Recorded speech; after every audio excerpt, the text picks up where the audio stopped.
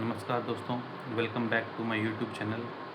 आज हम एक और एसएमई आईपीओ के बारे में बात कर लेते हैं, जो कल से 17 तारीख से ओपन होने जा रहा है।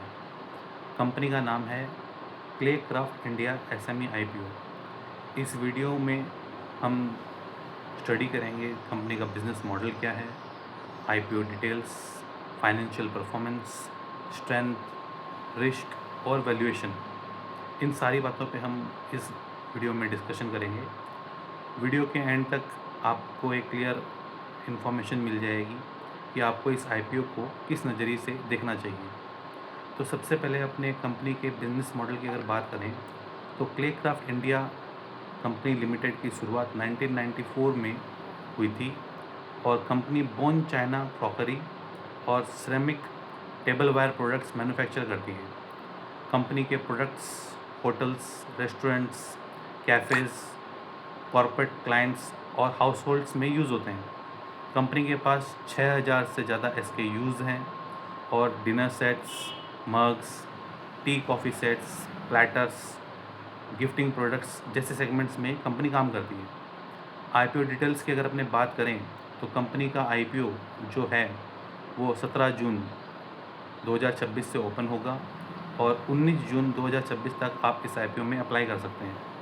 लिस्टिंग इसकी 24 जून को होगी और ये आईपीओ जो है वो एनएसई पर लिस्ट होगा। बात करें इशू साइज़ की तो इसका इशू साइज़ 110 करोड़ के अराउंड का है, जिसमें से 54.24 लाख शेयर्स जो हैं वो फ्रेश इश्यूज़ में। लॉट साइज़ की बात करें तो 600 शेयर का एक लॉट साइज़ है।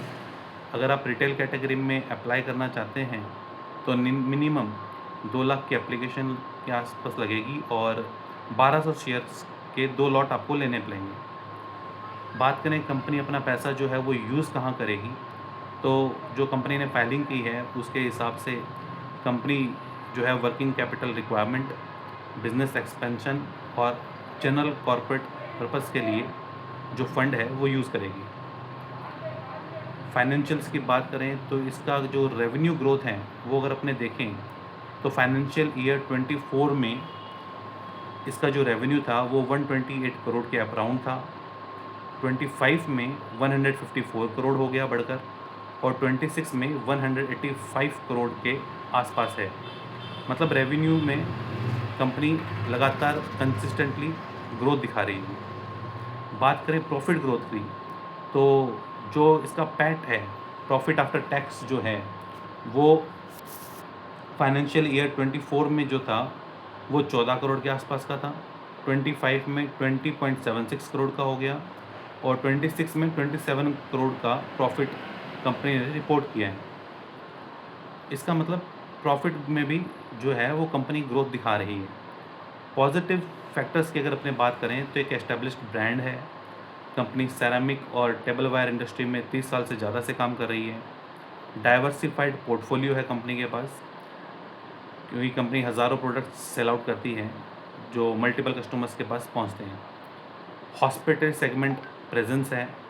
रेवेन्यू और प्रॉफिट दोनों में कंपनी लगातार इंस्टेंट ग्रोथ दिखा रही है। बात करें रिस्क फैक्टर्स की तो जैसे मैं हर एक एसएमई आईपीओ के बारे में बात करता हूं तो मेन बोर्ड आईपीओ के मुकाबले में एसएमई आईपीओज़ में जो वोलेटिलिटी है वो बहुत ज़्यादा रहती है, इसमें लिक्विडिटी नहीं रहती।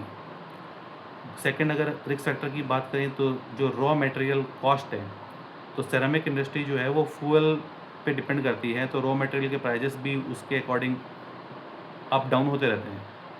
बात करें point number 3 as a risk factor की तो वो है हॉस्पिटल इंडस्ट्री पर डिपेंडेंस की। अगर होटल और हॉस्पिटल सेक्टर डाउन होता है तो इस पे भी उसका जो इम्पैक्ट है वो देखने को मिलता है।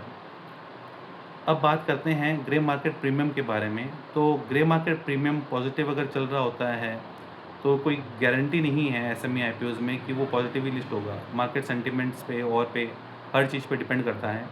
अभी फ़िलहाल जब मैं आईपीओ की डिटेल्स एनालिसिस कर रहा हूँ और आईपीओ जब कल से ओपन होगा तो करंट जो इसका ग्रे मार्केट प्रीमियम है वो चल रहा है 24.63% का। ओवरऑल कंक्लूज़न की जो मैं बात करूं तो ओवरऑल देखा जाए तो क्लेक्राफ्ट इंडिया एक प्रॉफिटेबल और एस्टैब्लिश्ड मैन्युफैक्चरिंग कंपनी है। रेवेन्यू और प्रॉफिट दोनों में अच्छी ग्रोथ देखने को मिल रही है, लेकिन एसएमई आईपीओ है, इसलिए इन्वेस्टर्स को लिक्विडिटी और वोलेटिलिटी का सामना करना पड़ सकता है। अंत में जाने से पहले मैं एक डिस्क्लेमर दे देना चाहूँगा कि मैं कोई एक सेबी रिसर्च एनालिस्ट नहीं हूँ, तो वीडियो सिर्फ एजुकेशनल पर्पज़ के लिए बनाया गया है और आईपीओ में अप्लाई करने से पहले अपनी रिसर्च और एनालिसिस ज़रूर करें। अगर आपको मेरे वीडियोस पसंद आते हैं तो चैनल को लाइक करें, शेयर करें, सब्सक्राइब करें और बेल आइकन को प्रेस करना ना भूलें, ताकि आपके पास आईपीओज़, शेयर मार्केट्स, डिविडेंड्स, बायबैक्स के लेटेस्ट अपडेट्स आती रहें। धन्यवाद। जय जिनेंद्र।